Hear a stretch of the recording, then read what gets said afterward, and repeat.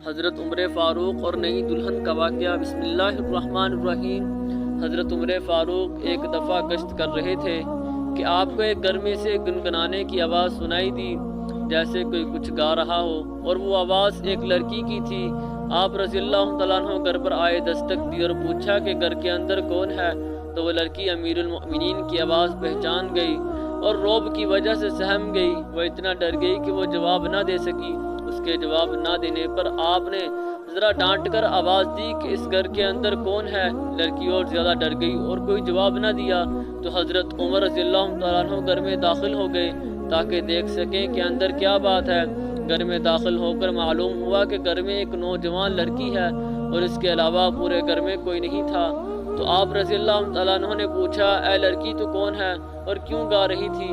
تجھے معلوم نہیں کہ اسلام نے عورت کی آواز کو بھی پردے کا حکم دیا ہے، اور تو اتنی زور سے بول رہی تھی کہ تیری آواز گھر سے باہر تک سنائی دے رہی تھی۔ کیا تو نہیں سمجھتی کہ تو ایسا کرنے سے گناہگار ہوئی ہے؟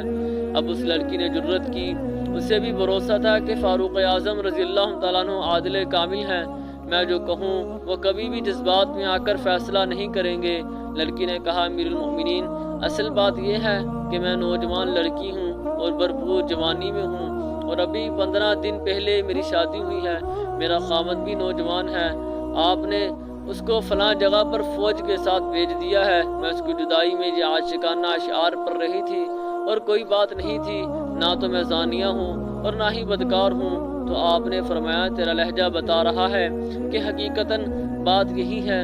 پھر آپ نے اپنی اہلیہ کے پاس آئے اور پوچھا، اگر لڑکی کی شادی ہو اور نوجوان ہو اور اس کا خاوند بھی نوجوان ہو اور دونوں میں جدائی کر دی جائے تو وہ کتنے دن تک جدا رہ سکتے ہیں؟ تو آپ کی زوجہ نے فرمایا، 3 مہینے سے زیادہ وہ نوجوان لڑکی صبر نہیں کر سکتی۔ یہ الگ چیز ہے کہ اس کا دین مضبوط ہو، اس میں حیا ہو اور وہ اپنے اخلاق کی وجہ سے گناہ سے دور رہے۔